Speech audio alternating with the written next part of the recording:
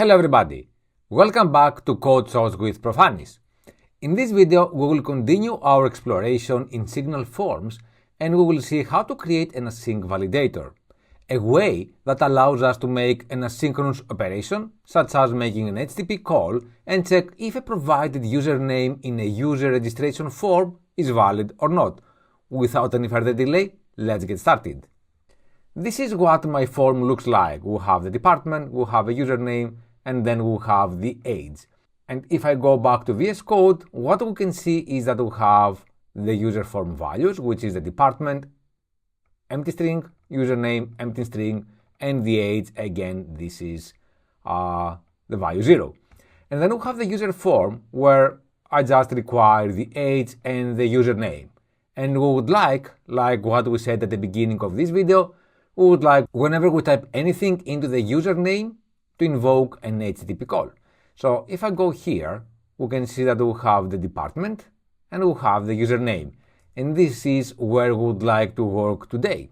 So before even we start using an async validator, what I would like to do at first is to utilize an rxResource. Whenever we type anything into the username, I would like to make an HTTP call.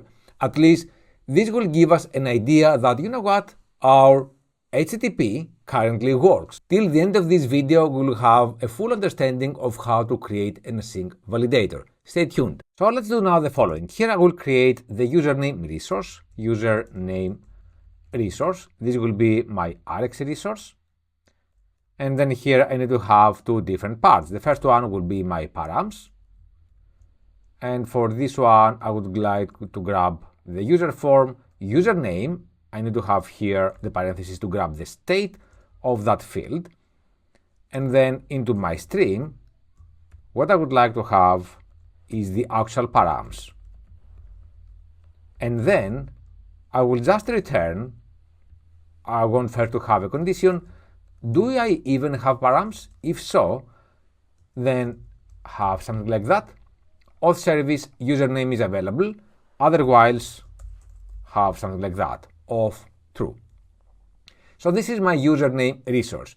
And whenever we type anything into the username, we expect to have an HTTP call. So if I go now to the username is available, this is no more like an HTTP client with a Node.js, small Node.js applications that I created. And what this method does, based on that service, is that it returns 200 for every username. Otherwise, it will return 403 only when we type Profanis, which means that the username is taken. And these are the cases that we will try to use, anything or Profanis. So let's now close that and grab the username resource. And I will go to the HTML and perhaps somewhere here, I will have just the username resource, and I would like to grab the value.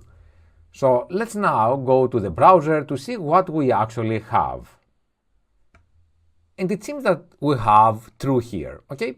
So if I start typing and open the developer tools, we expect to have different HTTP calls happening. And every time we provide here the username that we have just typed. All right, and how about now if I type Profanis?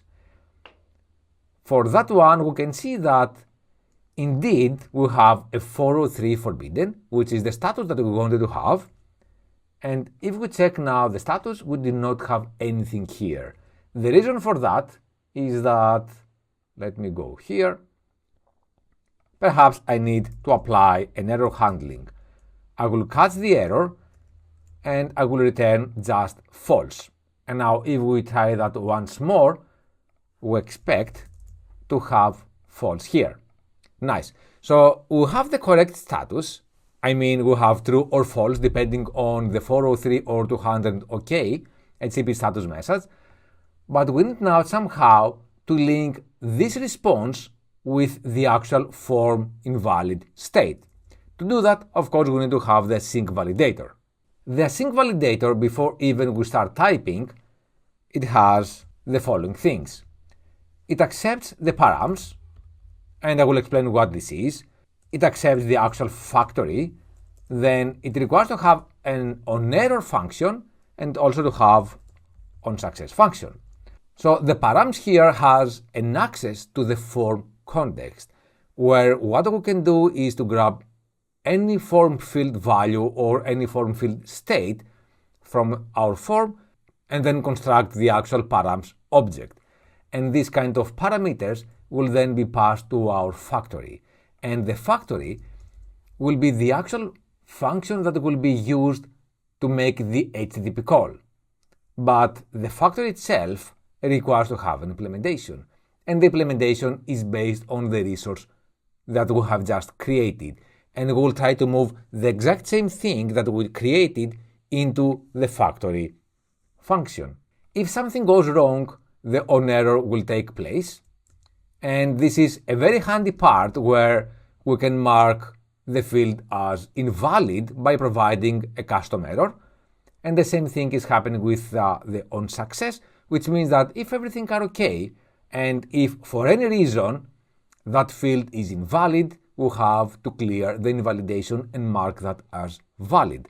So let's now close that and do the following. In my form where I have here the user form, I would like to have a validate async function where the very first argument is the field where we want to attach this validator, and this should be the username, root path username here, and then let's start crafting the async validator, where we need to have the parameters, and like what we said, this accepts the context, and via the context we can grab now the actual field of the username. So let's do that. So here I have the const value equals my context value, and I will just return here the value as is. The next part is the factory, and the factory here accepts the actual params from the previous function, which is this part. So again here I need to have an arrow function, and into my factory what we said previously is that we will grab this one. So let me copy the rxResource and I will move that here, and I need also to return that. So I'm returning the rxResource, and now we need to provide also here the parameters. What kind of params? The params that we have just received as is. I know that we currently have a bunch of errors here. Before even we check if this is okay, let's continue providing the contract that the validate async requires, which is the onError and onSuccess, and then we'll continue working here into the factory. So what I need here to have is my onError, which again, this is an arrow function that does something, and also we want to have onSuccess. Again, we need to have a function that does something, and we will add the implementation really soon. So it seems here that we have the correct implementation, but let's see what we are doing. We are grabbing the params, and the params here is the value of the username. We are providing this value into our factory, and then we're grabbing these params, providing that to the rxResource, which in turn, what is happening? The stream is getting invoked. And we're checking, do I even have the params here? If so, then I would like just to invoke the username is available. And you know what? In this case, we don't need to have the error handling. Why? Because we have this onError. And whenever we have a 403, this onError, we expect this function to be invoked. And we will see that in action. Now, into this part, I would like to have my error, which is of type unknown. And I would like to have a condition. The condition will be specifically for 403 error. And I will do the following. If my error as HTTP error response, and specifically I would like to grab the status, if this is 403, then I would like to return a custom error. And the custom error requires to have a kind and a message. The kind I can have that as async, or however, I will do async validation, and the username is already taken will be my message. Nice. In any other case, I will just return null. And I will do the same thing into the onSuccess, because for any reason you might have 200 but without any result. So here I will have the result, and I will have a condition. If I do not have a result, then you know what? I would like to return the same custom error. And for now, I will just copy and paste that. In any other case, I would like to return null. So here we have now the onSuccess, we have onError, we have the params and the actual factory. And you know what? It's time to give that a try. I will comment this out, the username resource, to avoid having double requests. And I will comment this out as well. And you know what?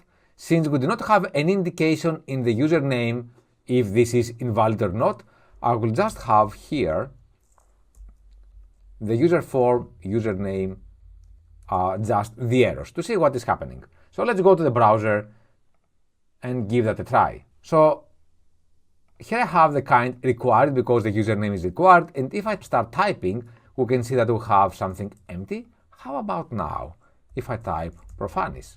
Alright, so it seems that our async validator actually works. What we have is a custom error, the kind is async validation, and the message is username is already taken. So let's see what is happening into the network panel. If I type anything, we can see that we have the actual HTTP call by providing the username. This is what I just typed, and we get back 200 OK. And if I delete this one and have just Profanis, we have the actual 403. Nice. So it seems that it actually works, and you know what? My field is automatically marked as invalid. So we are very close on what we're going to achieve. The next thing that we would like now to do is the following. Other than marking this field as error by having this red border, I would like to have this check mark whenever everything are okay. I would like to have an X whenever something went wrong, and I also want to have a loading indicator displaying something that's spinning whenever we actually have something in progress. So let's go back to our VS Code and see that how we can achieve that. So into the username, I no longer need to have this kind of errors. And let's now do the following, step by step. Inside my mat form field, I will create this mat suffix, and I need to have two different icons, actually three different icons. The very first one is to have the icon that everything are okay. So I need here to have my mat icon, and I'm going to have this kind of check. So let's see how this looks like. Nice. So we have the check mark here, and the other icon will be to have an error. And again, let's go to the browser to see if this is actually what we want. Yeah, this is it. And the third one is to have a loading indicator. Before we see the third one, let's make these two to work. At first, I would like to display these kind of icons whenever the user form is dirty. Okay, so I will have a condition here. If my user form.username is dirty, and also what I would like to do is to check if we do not have any pending validator. Let me type that and I will explain what this is. Then and only then I would like to apply this kind of condition if it's not pending. So the pending status, like what we can see here, is whether there are any validators still pending for this field. Whenever we have an async validator and we have a call ongoing, the pending will be true, otherwise it will be false. And this is very handy, especially for our case where we would like to display a loading indicator. And now, what I need to check is the following. Do I have the actual error? We're checking here if this is dirty, but this is not enough. We need to make sure if we have which error? The one that we provided here, the async validation. And you know what? For that reason, I will create, so let me just copy and paste something. I will create just this computed function where username has async error. What it does is that it grabs from the user form the username, the errors of the username, and then we're just checking if we have the async validation. And in this case, then we can just go here and have our nice condition. Okay, so do I have any error? Yep, have this kind of icon. If not, have this kind of icon, the check. So let's go to the browser to see if this actually works. And I will start typing. I will type profani, and we can see that we have the check mark. And if I type S, we can now see that we have the exclamation mark, which is the error icon. Nice. So this actually works. And you know what? I think it would be much better to have a correct color here, either green or red. And to achieve that, I have already created some classes. One of the classes is the error and the other one is success, where error is red and success is green. And I'm utilizing the exact same computed signal to make sure that I have error or not. And again, if we go to the browser, we can see that now we have this kind of icon red. However, if we make that valid, this is green. Nice. So the other part, the pending part, is to create a loading indicator whenever we have an async validation ongoing. To do that, we can utilize this status, the status pending. And I'm going to have this kind of icon to replace the error or the check. So for that reason, you know what, I will have that somewhere here, which will be just a spinner, no more than that. You can do whatever you like. I'm using material components here, and whenever this is pending, I would like to have the spinner. And let's go now to browser to see if this actually works. And let me do any call here.